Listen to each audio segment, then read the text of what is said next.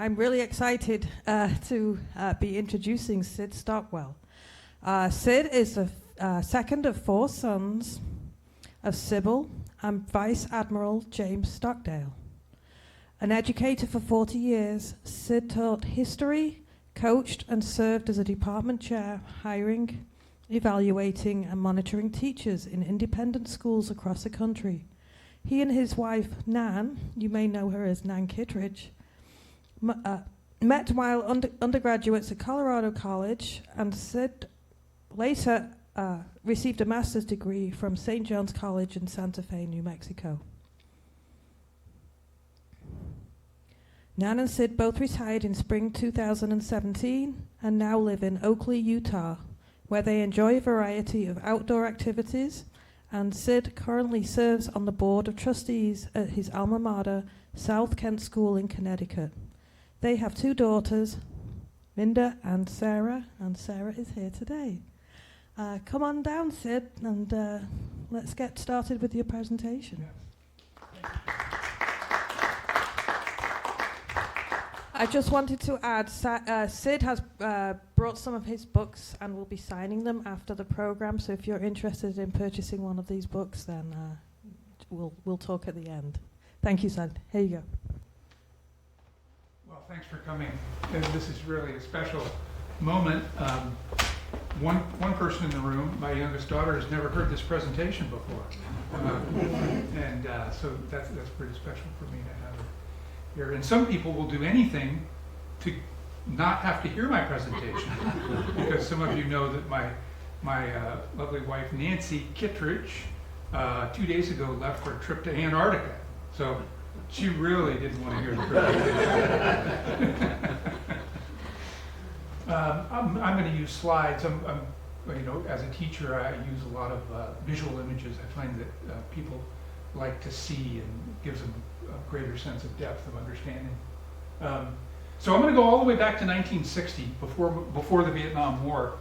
And the reason I'm going to do that is I want to explain kind of the unique circumstances of our family. This is my father, obviously. I'm here with a white t-shirt. This is my older brother, Jim, and that's my brother, Stan. And this is right after we moved to California. The family moved west in 1957. Like I said, this is 1960. And both my mother and my father were very well educated. My mother went to Mount Holyoke. She grew up in Connecticut, and that will play into how I ended up at a boarding school in Connecticut.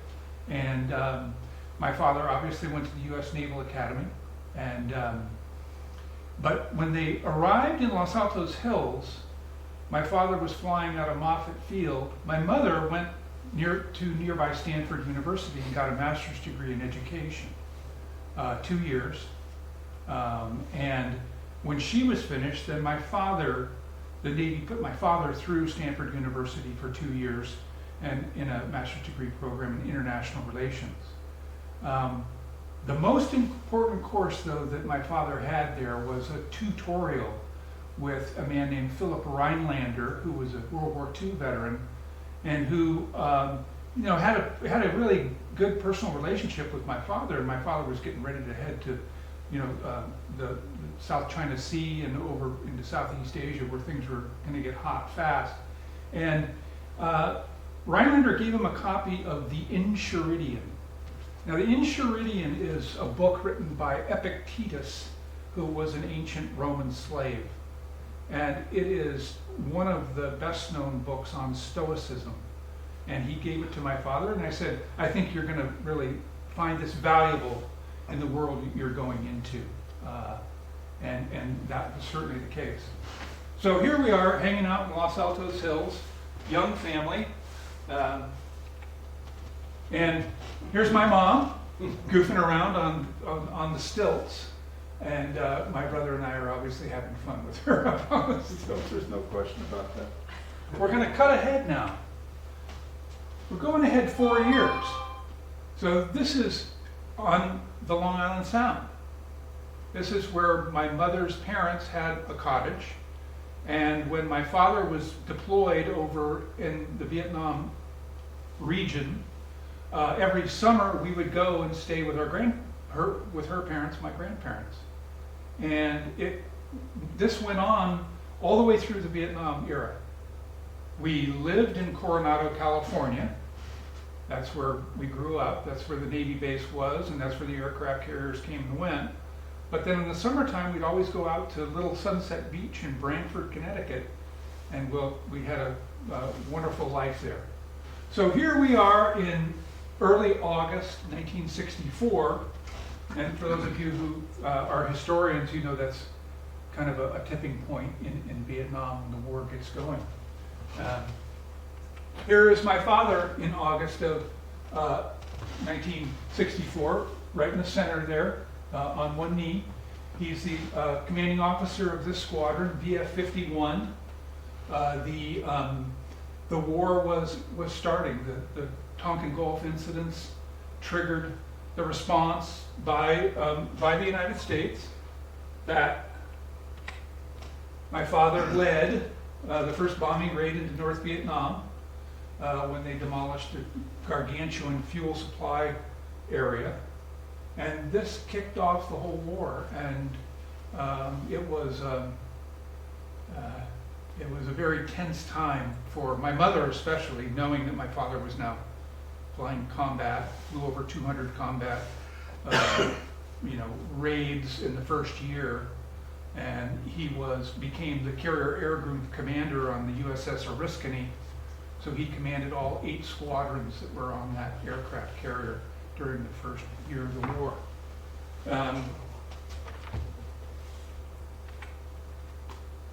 So summer is over, and here we are. We're back in Coronado now. And that's, I'm in the middle there, my brother Taylor up top, and my brother Stan down below. That's in the front yard of our house on A Avenue in Coronado. And it's a house that my brother Taylor currently owns, and Nancy and I have a house on the other side of Coronado that we enjoy going to. In any case, things were about to change. On September 9, 1965, we got the visit from the chaplain and the junior officer, and you've seen probably photographic or cinematographic representations of this. And they told us that my father's plane had been shot down, that his wingman, who was nearby, could see him eject, saw his parachute open, and just saw it descend through the canopy of tall trees, and that was all that was seen. That was really, you can imagine what that was like. I was 11 years old. I was just getting ready to start the 6th grade, and it was very, very hard on everyone. No one knew really how to react, and it did not help that the U.S. government told my mother and told all the families and the wives of people in the same situation to keep quiet. Don't tell anybody about your circumstances. Don't talk to anybody about it. And above everything else, don't talk to the press. And it was a very tragic situation to force those women into. And obviously it was designed to keep them from having to let people know that they really didn't have much of a plan for people who were shot down. So that was in September, and in December, the USS Oriskany came back to Coronado. They were coming home for the holidays, and the captain of the ship, Bart Conley, on the right there, obviously, is presenting my mother with my father's 2nd flight award, Distinguished Flying Cross. And I love what the emotions that it captures on our faces. This was a very tough time.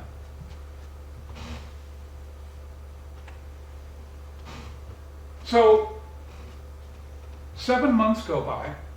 It's April now, 1966. We've kind of gotten normalized to this missing in action, not knowing if he's alive or not.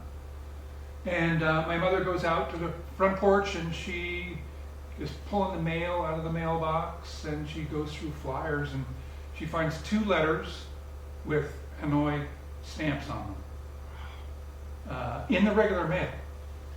And this is the beginning of one of those letters. This is a copy of it. I do have all these letters scanned. My dearest Sybil, on this chilly afternoon, I am so glad to be permitted to write my monthly letter and to let you know that I am still okay.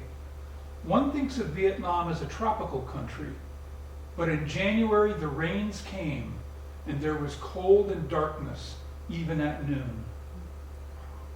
Keeping warm takes energy, and I lost some weight. February already brings the promise of spring, and I think I will gain it back as the temperature rises. So now there's a line in there that struck my mother right here. Cold and darkness even at noon. I don't know if anyone in the room is familiar with the famous Cold War novel, Darkness at Noon, by Arthur Koestler. But it's set in Soviet Russia, and there's a man in a political prison. He's being held in solitary confinement. He's being tortured. He's being made to sign documents, and it's being made to, make tape recordings of condemnations of the government. And my mother knew right away that this was my father signaling to her that that's where I am. And while we boys were overjoyed that our father was alive, Mom was, obviously had mixed feelings about this whole thing. 2 days later, she took these 2 letters, and each one was 3 or 4 pages long. These were long letters. And she drove across Coronado to the North Island Naval Air Station, went to Naval Intelligence Office, gave them the letters and said, these are letters from my husband. I think you're going to want to look at them. I would recommend that you send them to the Pentagon for somebody to study. Okay? 2 weeks later, my mother gets a phone call from a Commander Bob Burrows in the Pentagon, and he says, Mrs. Stockdale, we've been studying these letters. I would like to fly you out here. I want to talk to you about these letters and where we're going to go from here. And Mom said, sure. So we had somebody stay with us, a family friend, and off she went. She went to the Pentagon, and Bob Burrows said, you're absolutely right. Your husband is trying to communicate with you. These letters reveal some of the people who are in prison with him. Remember, the North Vietnamese never provided a list of the POWs who were held. So any pilot family whose husband was shot down, you never knew. So getting those names out was really very, very important. So Bob Burrows then continues and he says, Mrs. Stockdale, what I'd like you to do is we have thought through a plan to clandestinely communicate with your husband in prison, and we'd like you to be the conduit. Through your letters, you will communicate, and he will communicate back to you, and we will be able to interpret those letters. Be careful, he said. I want you to think about this, because if he's caught, it's espionage, and he'd probably be put to death. And my mother thought about it for a couple of minutes, and then she said, he would want me to do this. And so that's what happened. And in just a couple more slides, I'll reveal how it worked, how it came to be known to my father, who's held in solitary.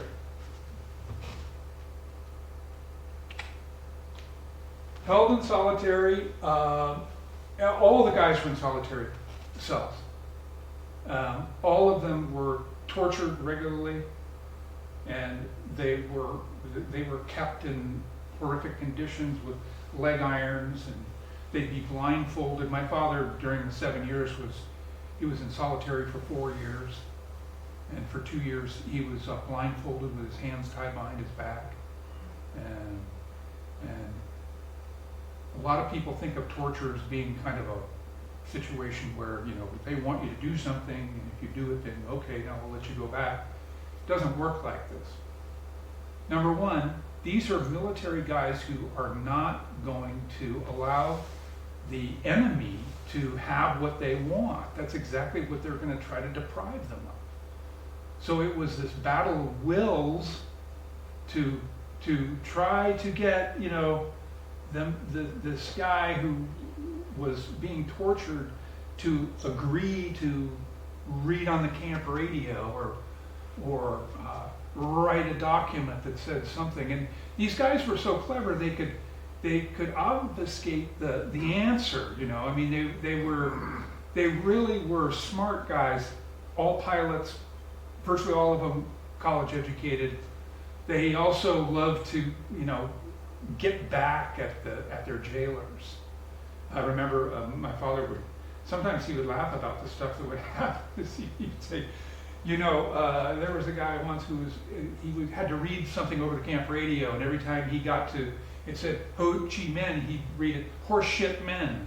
And the guys back in the cell blocks, of course, were kind of just having a good time with this. And there were other such instances where they, it made them feel good to be able to just, get something on their jailers.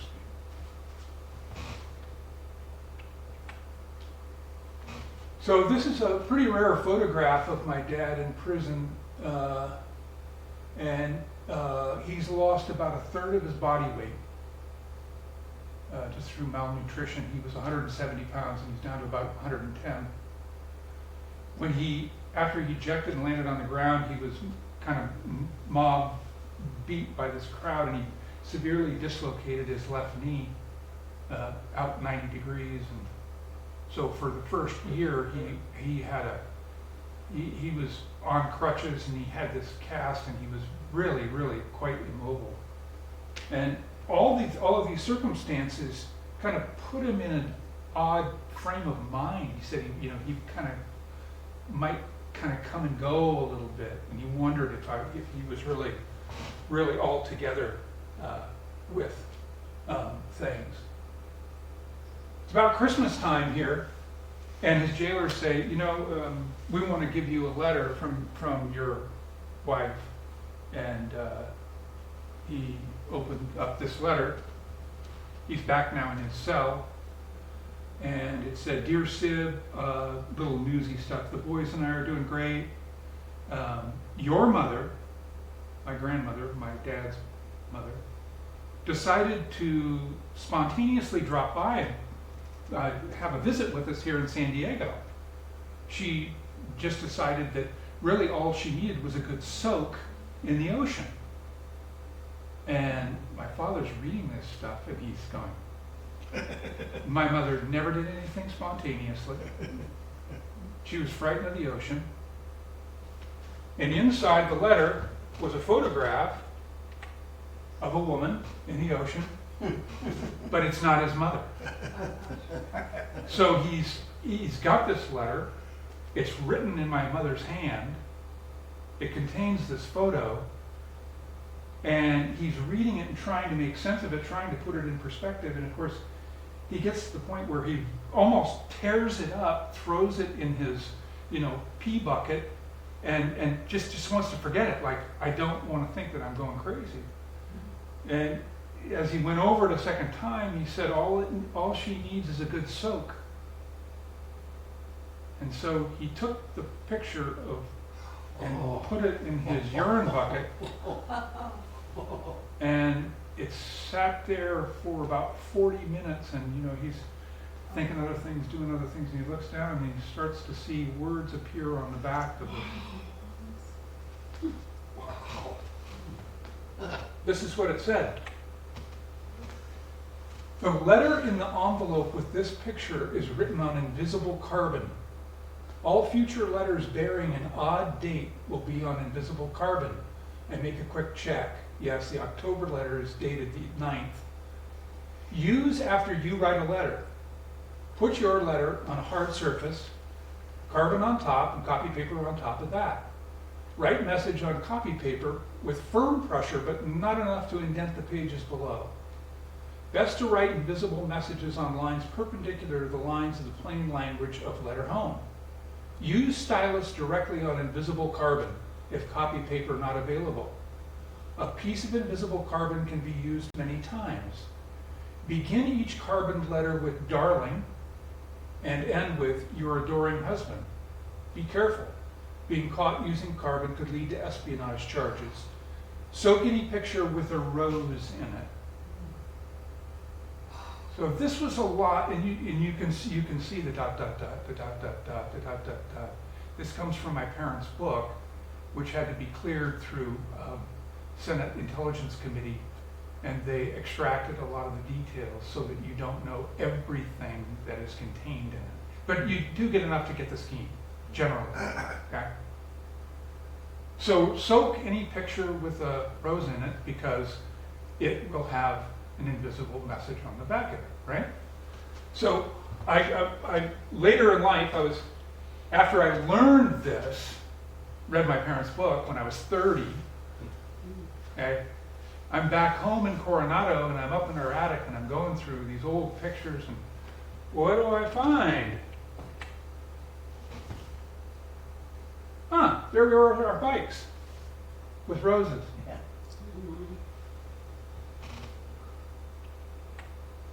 Here we are in front of the house with roses. This was all going on the whole time that my mother was managing 4 boys. That's pretty hard, difficult to imagine. Involved with this clandestine communication scheme, which, by the way, made her feel great. She was empowered by it.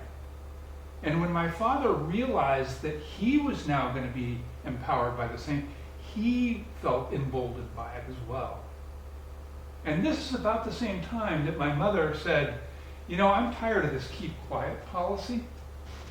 There are a lot of women out there in San Diego. She said, I know of 12 of them right now who are in the same position. So she invited those 12 women for a luncheon at our house in Coronado. And they were going to meet at noon. And you know, in my mother's diary, she talks about the incredible energy that was generated by this group of people coming together and commiserating with one another. What did they tell you? What did they tell you? You know, I mean, sharing everything. So when I got home from school, maybe 3:30, 4 o'clock, they were still there. They had to break. That was the beginning of what would later become the National League of Families of POWs, MIAs in Southeast Asia, the national organization that existed in all the military bases in the U.S. You know, Norfolk, Virginia, Pensacola, Corpus Christi, Seattle, as well as Air Force bases, Colorado Springs. You know, I mean, this was eventually going to blossom into a national organization that was going to pressure Congress, senators and congressmen, to not only be aware that these guys are prisoners, because a lot of them didn't even know it. We have prisoners in North Vietnam? And to pressure the government to condemn the treatment of the men. They didn't go into the specifics of it.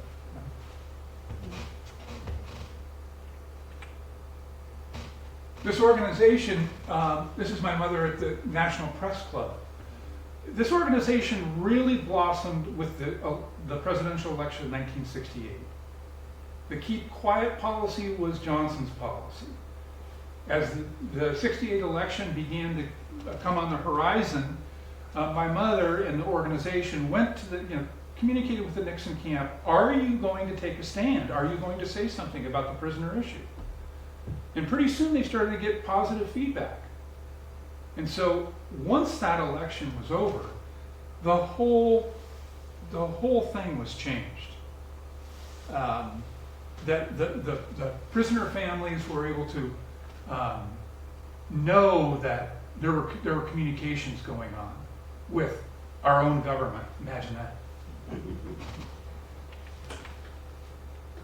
There's Mom with Secretary of State Rogers, and these are all POW MIA wives. This is the organization that was responsible for the POW/MIA flag that flies all over the country. My mother began to make more political connections. That's young Ross Perot. That's the connection to our family and the Perot. The Perots was my mother's link with Ross, who was a tremendous supporter of the women's movement. So there I am with my beautiful football jersey on. You know, when I was 11 and 12 and 13, I didn't really know. I mean, I was too young to know any of the details. I knew that I wanted to help my mother. And the way I helped my mother was I helped care for my two younger brothers when she needed time for phone calls or, needed to travel or whatever. But by the time I got to 14, I was really frustrated with my life. I was a freshman in high school. Nobody really got me. They all knew that my father was a prisoner of war. That was kind of hard to know that people saw you through that lens. I also had very, very tough time with my knees. I had a very severe case of Auschwitz-Slaughter disease, and you can see if you make it out, I'm wearing 2 leg casts from thigh down to my ankle. I wore those for four months. So I would be walking around high school like this. You can imagine, how uncomfortable. I mean, it was just, I felt like I was a freak. And my mom recognized this. And that was the first time that she said, "Would you like to think about boarding school?" I said, "Well, I don't know." But it sounded good. And I always wanted to do anything I could to support my mom. And so this is when I first started thinking about going to boarding school. And little Sunset Beach in Connecticut, the boy who lived in the cottage next door and was my friend went to a little school called South Kent. And that's how that connection was made. Bing! There we are. I repeated my ninth grade year. Here I am in the upper right, second row. That's the whole freshman class. There were 150 boys in the school, and it was a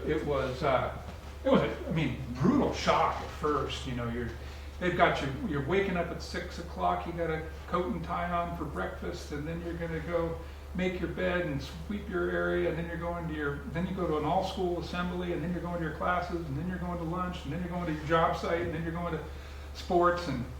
But after about 5 or 6 weeks, I started to realize, I feel a lot better. And I later on, made the connection that I wasn't thinking about my dad and my family situation all the time. When I would process it, when I would think about it, was when we had daily chapel. It was a 10-minute service, and it was perfect. So this really transformed my life. My mother took 2 weeks after she dropped me off at South Kent School, she and a bunch of wives got on the airplane and they flew to Paris to the Paris Peace Talks.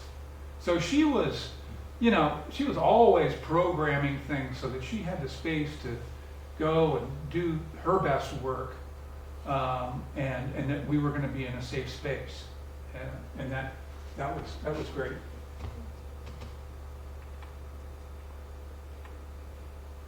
I think you'll recognize this, maybe. On September 9, 1965, a United States Navy plane piloted by Commander James Stockdale was downed over North Vietnam. In the spring of 1966, Hanoi issued this picture of Commander Stockdale and described him as a prisoner of war. He is the highest-ranking U.S. naval officer in North Vietnam's hands.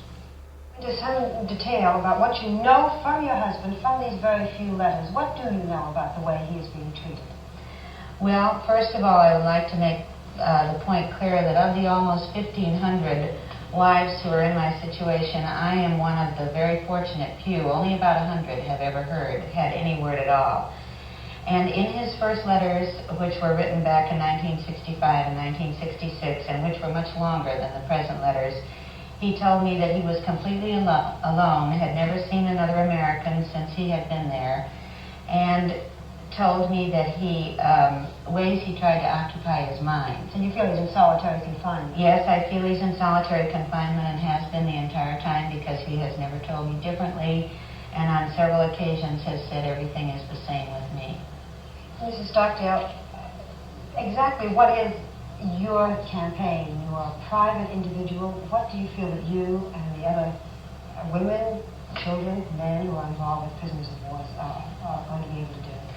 We are trying to make the world aware of the desperate plight of the prisoners, and have gone to many sources and many spheres of influence to try to make all people aware of their desperate plight. Hoping that the awareness will put pressure on both the Hanoi government and Yes. our own? Is that what the purpose is? Yes, we want to secure the protection of the Geneva Convention relative to the treatment of prisoners of war for the men. Hanoi signed this convention in 1957 and in effect gave their promise to the world that in case of any armed conflict, even if they didn't recognize it as an armed conflict, that they would protect any men they took as prisoners. And they have violated every basic tenet of this convention. And we feel that they cannot be considered a respectable government in the world community unless they honor their word as they gave it when they signed this convention. And we hope by making everyone aware of the plight of the prisoners to get the protection of the convention to the men. Yeah. I love that. Barbara Wawa.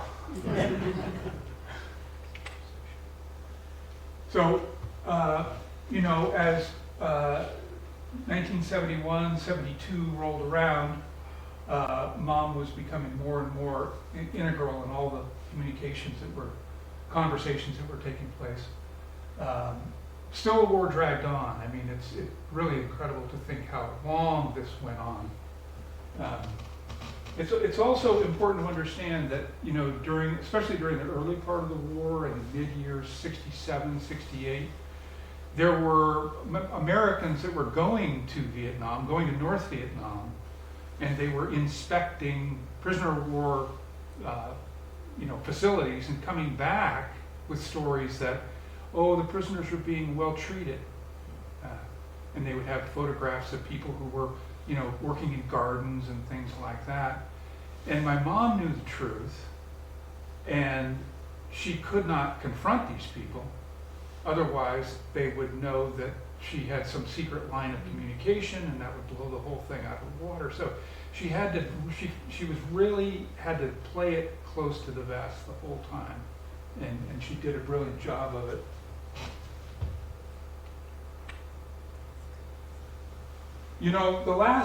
The last 3 years of the war were very different, the treatment of the men. And there were a combination of factors. Number one, the Tet Offensive. We think of the Tet Offensive as being a great failure for us, but the North Vietnamese felt it was a great failure for them, that they could not push through and break through. Number two, virtually a week prior to my going to South Kent School in 1969, Ho Chi Minh died. That was a huge threat to the Vietnamese people. Everything was in flux all of a sudden. And they moved away from the torture, propaganda, try to drive the prisoners in the ways that they were during the first 4 years of the war. So this is with about 3 weeks left in the war. And here's Robbie Reisner, Air Force General. That's my dad. Here are a bunch of guys gathered together in this, and a little dog down below there. I hope this isn't a little dog. So I was a senior at South Kent School, and it was, it's easy to remember, it's 1-2-3, the 23rd of January, when I was in the dining hall. And the school had 2 payphones, and they were in a little booth off the dining hall. And a friend came over and he said, "Sid, you got a phone call?" And I said, "Okay, thanks." Went in, and it was my mother, and she, which was very unusual, she didn't call me very much. I usually initiated a call. Small talk, Sid, I just want to tell you that tomorrow President Nixon is going to go on the television and he's going to announce that a ceasefire has been signed, that the war is ending, and that the men are coming home. And she said, okay, I'll call you again tomorrow, okay? All right, bye. And you know, you can only imagine did that really happen? And I remember, you know, it was January night in New England, jet black, and I went out into the courtyard that's right outside of the dining hall, and I was just standing there kind of looking up like, wow, this is really happening. I think this is really happening anyway. I didn't tell anybody because I wanted to process it best I could. And we were screwing around in the dorm the next day. It was about 4 o'clock. And the young bachelor guy who ran the dormitory there came down the hallway. Hey! If anybody's in here, come on down to my apartment. The president's going to go on TV and he's going to announce that the war's over. So I was with my buddies. We all piled into his apartment, and that's exactly what happened. All my buddies were slapping me on the back. It was pretty incredible. Meanwhile, back in California, we were getting ready for the arrival there. And as I told one group, when the men got off the planes, I was not there when my father got off the plane at Miramar, the Naval Air Station in San Diego. The reason was because I played on the varsity hockey team, and my mother and I put 2 and 2 together. That's the day that we have this championship hockey game. So I stayed and played in the game, and then the headmaster rushed me to Hartford to get on the plane, and I flew to San Diego, and then we were all together at 547 A Avenue in Coronado. Pretty amazing experience. When the men were coming off of the plane, maybe you remember that, they came down a little stairway, and I was sitting in, and I was wondering, I wonder if I'm going to recognize, I'm just thinking, I'm wondering if I'm going to recognize my dad. And boom, it's like, that's it. Yeah, it was a great time,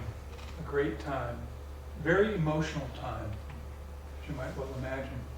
Here we are, all together in our den there in Coronado in March, and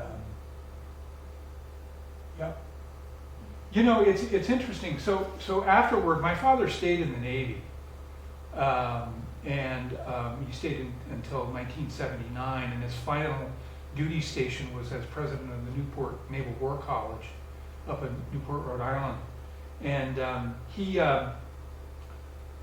began to open up more and more about, you know, what had happened, not in terms of torture or things like that. I mean, he actually told us, he said, you know, guys, I just want you to know that I have no ill feeling towards my captors, even those who tortured me.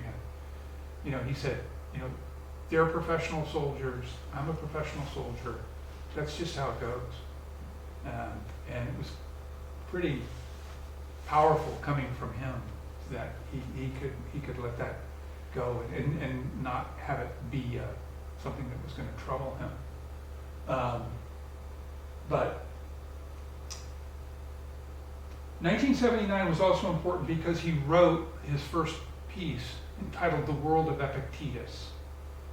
And Epictetus, you remember, was a Stoic who Rhinelander gave him the book, The Enchiridion, in which Dad had on his bedside table on the USS Oriskany. So he'd be out flying around, and when he'd get in bed, he would read these aphorisms about the power of the will, and it really made him feel so capable of really withstanding tremendous difficulties. And we can only imagine the kinds of things that were done to him, that he withstood through this stoic mindset. Here's his last kind of formal photo. When he came back to Coronado, I remember going over to North Island to they have a shop where you buy your medals for your. My dad had this list. I'll never forget this. The look on the guy's face. Oh yeah, 6 bronze stars. Okay. 4 silver stars. Okay. 2 purple hearts. It's 26 combat decorations, including the Congressional Medal of Honor. Yeah.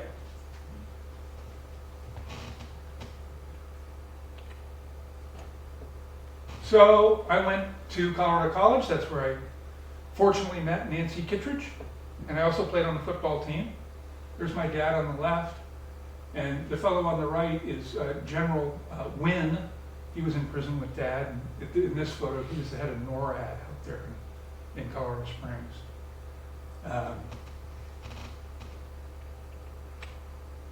Here are my parents in about 1984 when they published their book, In Love and War. This is at the commissioning of a ship, and Mom was is it the maiden of the ship, or no? It's Brad. What is it? I can't come up with it. So my dad passed away in 2005 after a long career at the Hoover Institute, writing, lecturing, and he wrote many articles. If you want to go on Amazon and check out his stuff. My mother, during the same period, most of her energy was directed towards making the family whole again. And here's Mom. She had Parkinson's. She was in a wheelchair. Here she is with a big group of grandkids, including Sarah, who's up there in the upper left. My mother lived 10 years after my father passed away.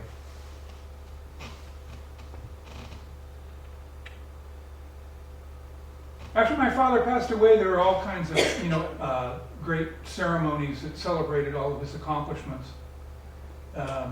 There's a USS Stockdale guided missile destroyer. It's still active duty.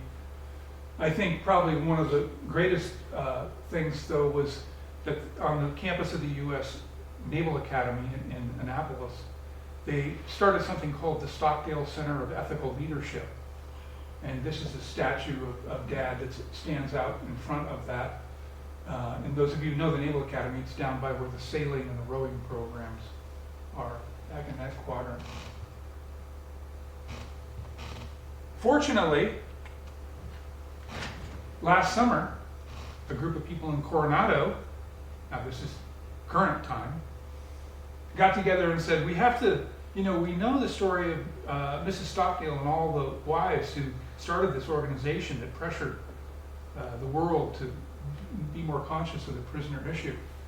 And a group of Coronadans came to my brother Taylor and I and said, we want to have a statue of your mother with League wives, and we want it to sit in Star Park, which is about half a block from the Hotel del Coronado, where the town celebrates all of its military Memorial Day, things like that.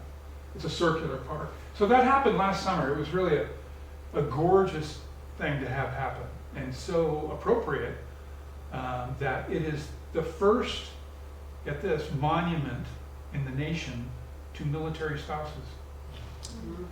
Whoa. That's a pretty incredible thing, that there are not any more of those kinds of celebratory emblems, symbols. Okay, class. Admiral Stockdale's legacy, stoicism and leadership. So my father is really pretty well known for something called the Stockdale paradox, which was created by an author named Jim Collins, who wrote a book called Good to Great.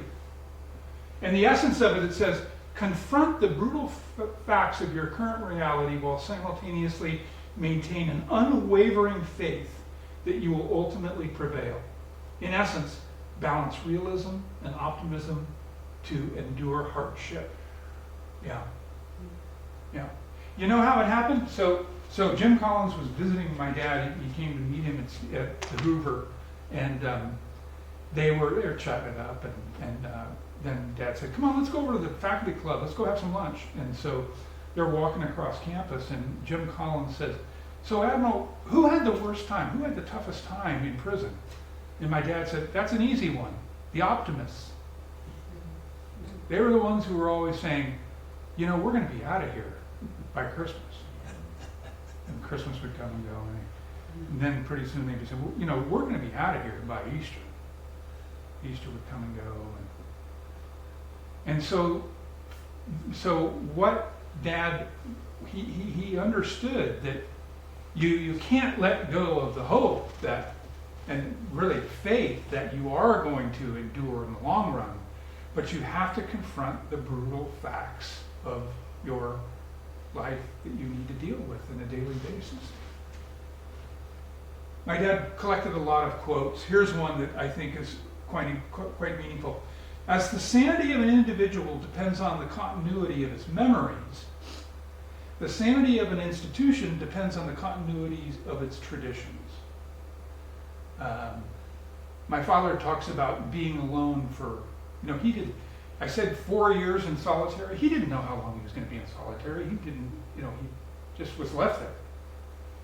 And so he would say, I would ask him, I'd say, well, what did you do?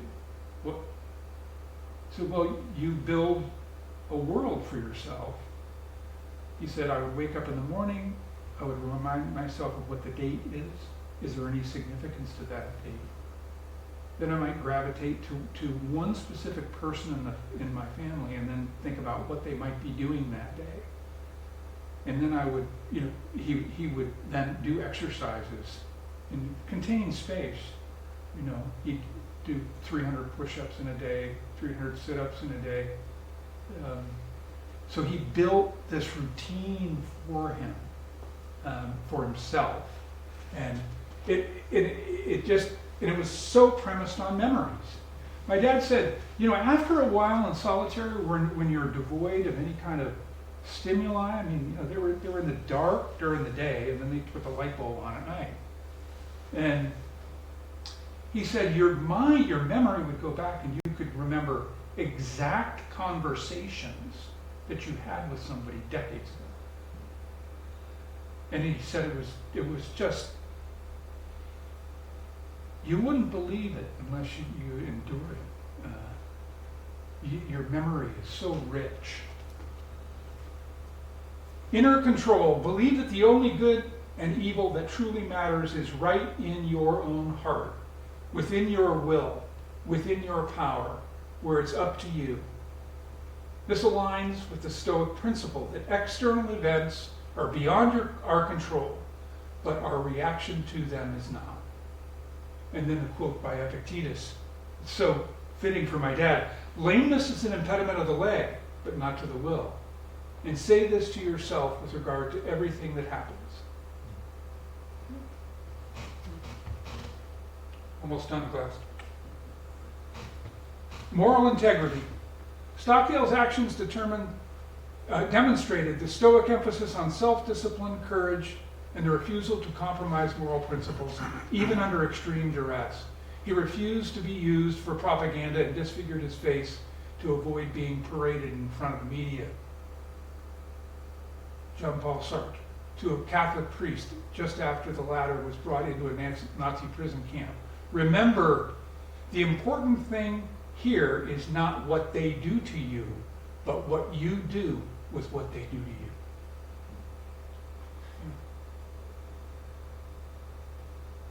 Leadership and inspiration. He used Stoic philosophy to strengthen his fellow prisoners. He developed a communication code to signal hope, inspired them to resist, and fostered a sense of unified purpose. And this was kind of his, they always used to say name, rank, and serial number.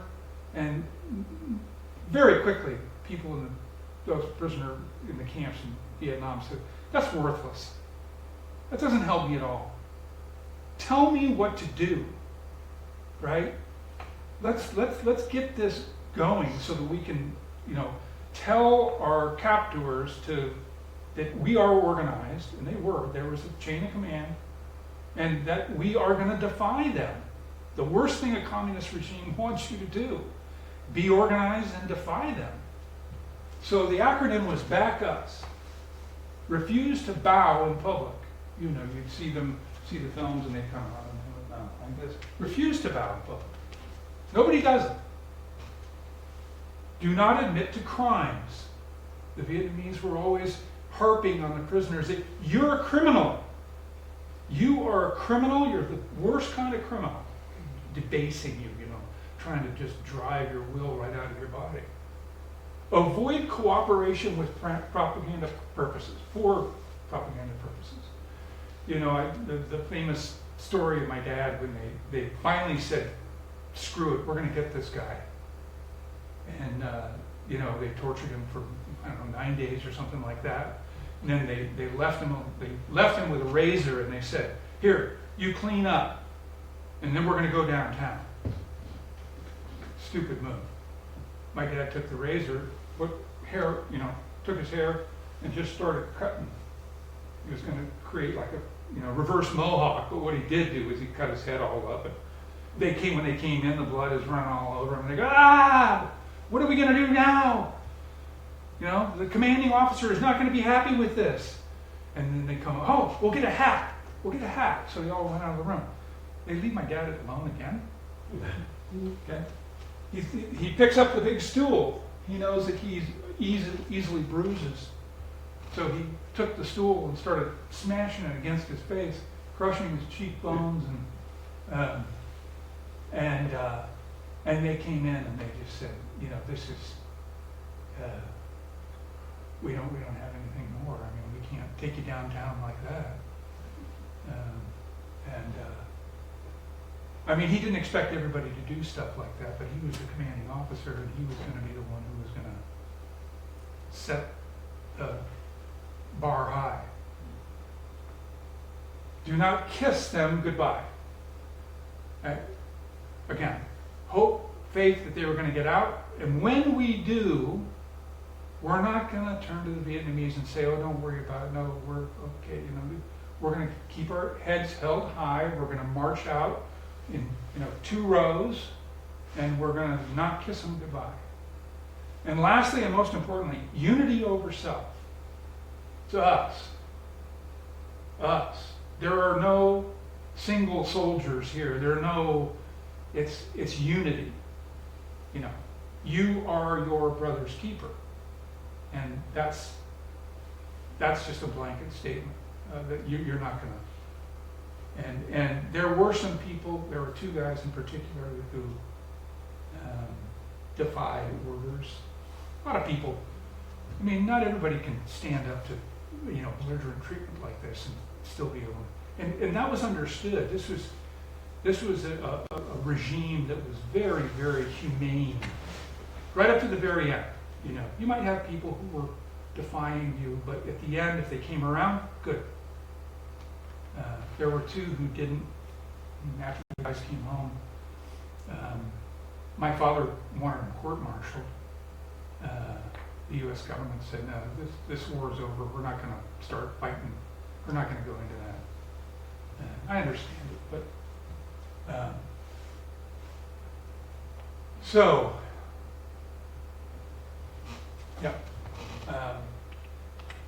that's the end of my presentation. I'd love it if you have any questions for me.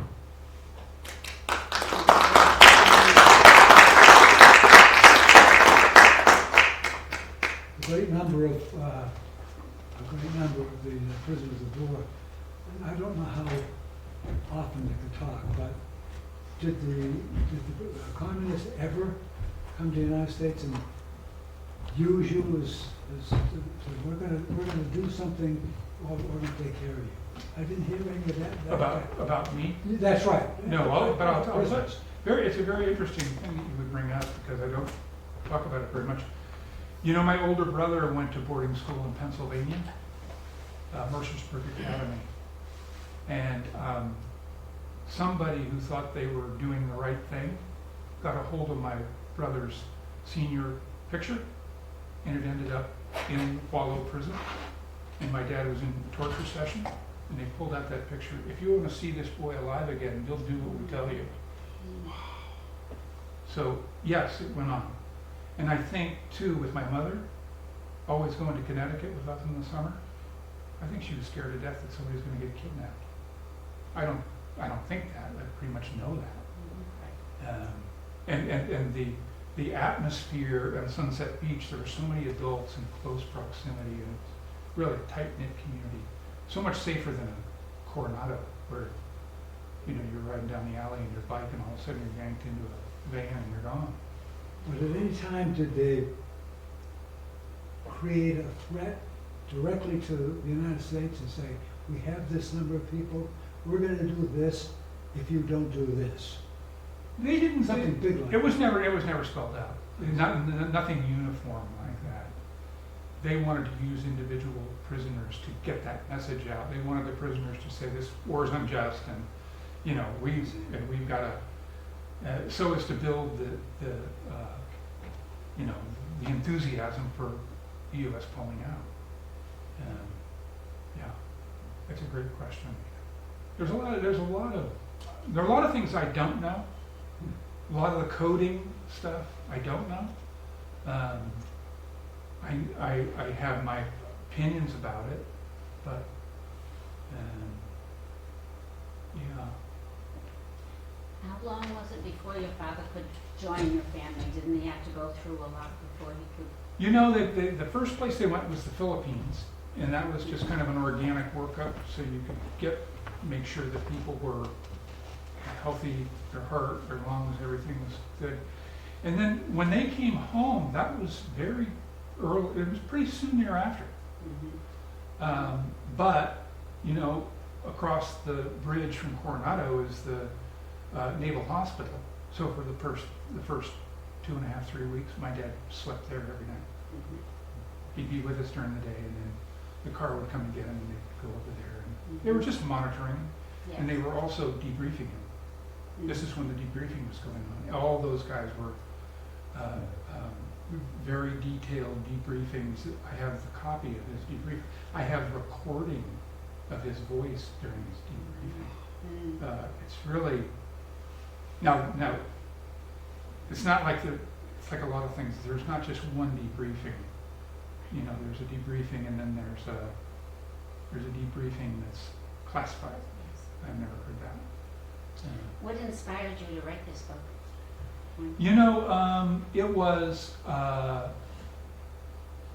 It was a number of things. When I was younger, I didn't really want to talk about it very much because it was kind of hurtful. When my dad passed away, and then I felt a little bit more loosened up to talk about his story. So in my teaching, I'd take like 5 days before spring break when, high school sophomores and I put together a program like this where we do a little bit and they ask questions. And that kind of got me normalized to talk about it. But then as the date 2023 was coming along, that was the 50th year of their return. And that was what I was shooting for when I started writing about it, 2017. Started working on it. Yeah, and I used really 3 things: my parents' book in Love and War, my mother's diary that I did not receive until the year after her death in 2016. Where was it? It was being kept by somebody who didn't want me to have a copy of it, and my memories. My mother's diary, though, a lot of people say, when I read your book, it's incredible how much you could remember.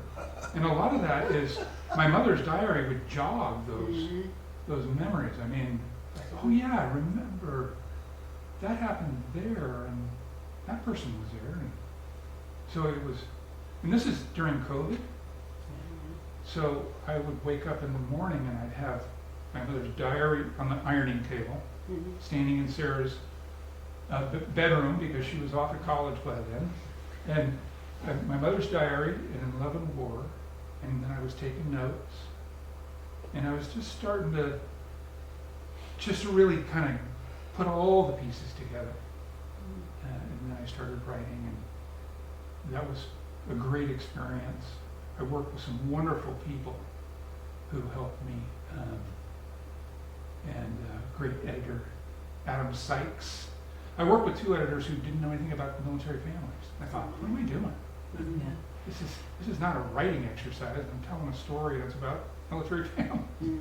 So this other fellow, great guy, put me in touch with Adam Sykes, who was a decorated veteran in Iraq and Afghanistan, and he was in the CIA for 20 years, and he was an author. So it was a perfect fit. We hit it off right away. It was great. So a lot of people helped me along the way. I mean, if I was going to say, why did I write my book? I really wanted to thank people who helped me, like my mother and father, but also people like my grandparents, my mother's parents, there at Sunset Beach, like the faculty at South Kent School, the headmaster and his wife there. So that kind of emerged. I didn't go into it thinking that, but it's kind of funny. You start writing the story, and pretty soon you start reading your own story, and you go, "Hey, wait a minute! I see what I'm doing.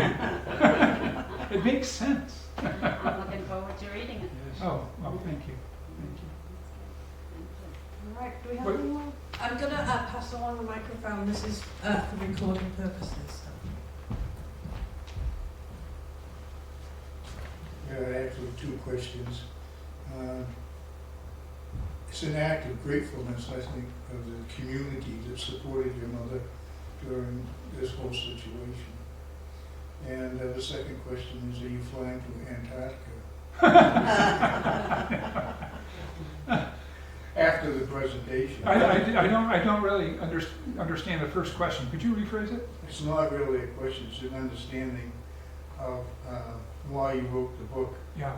An act of gratefulness for the community that supported you and your mother during the whole situation.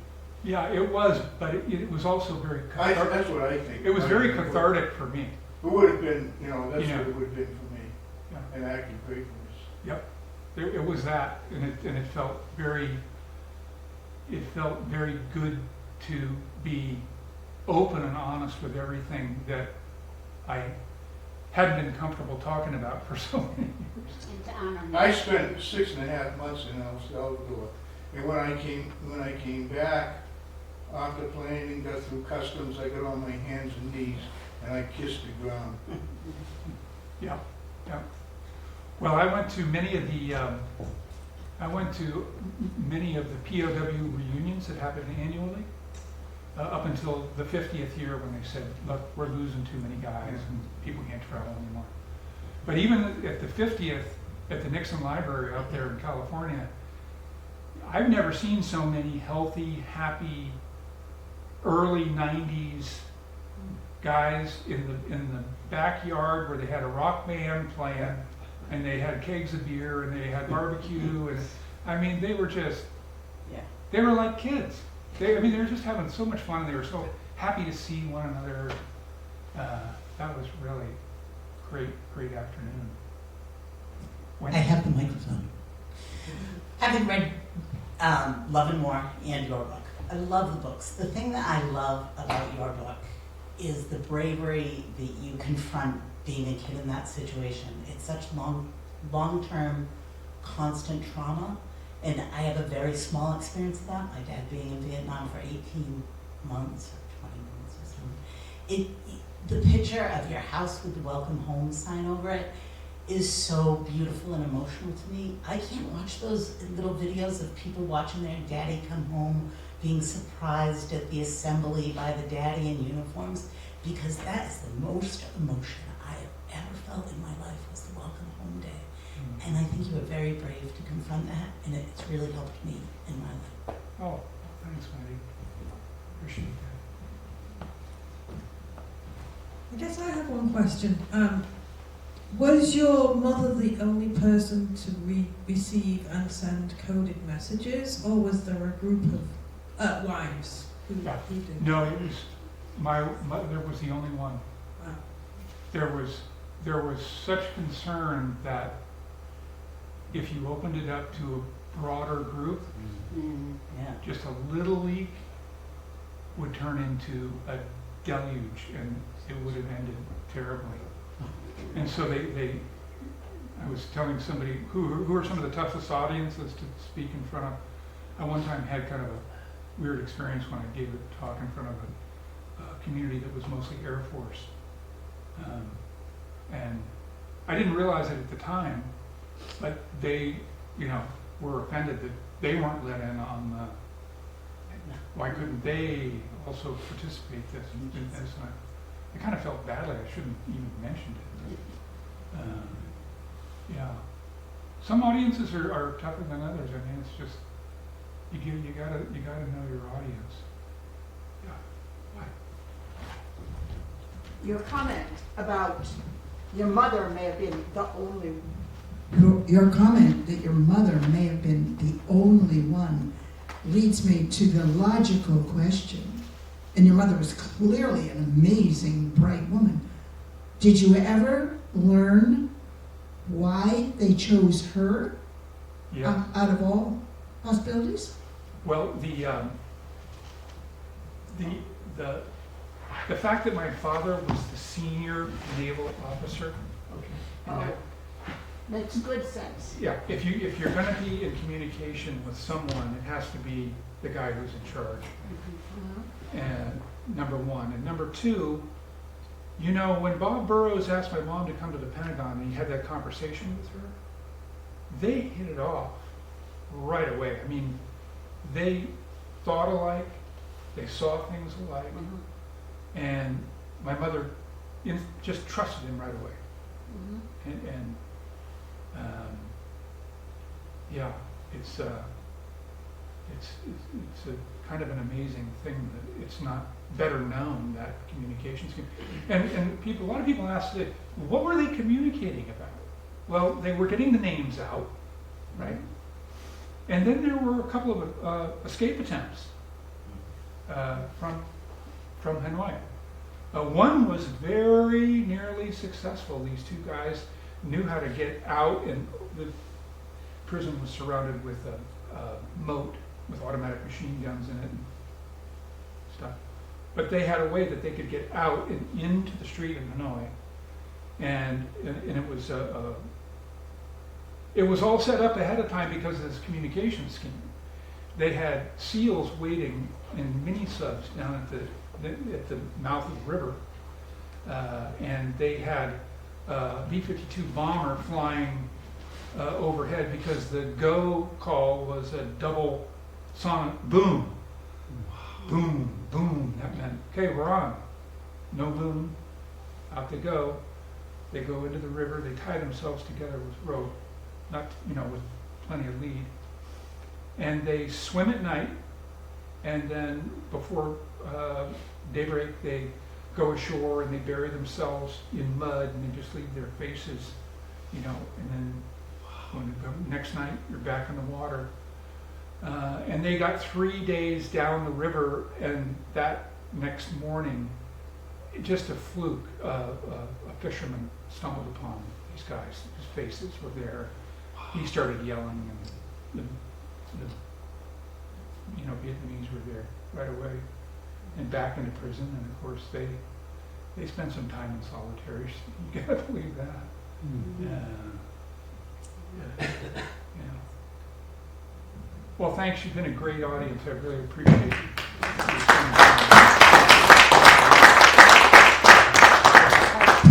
Silly question. A silly question. All right. Yes, I have a very silly question.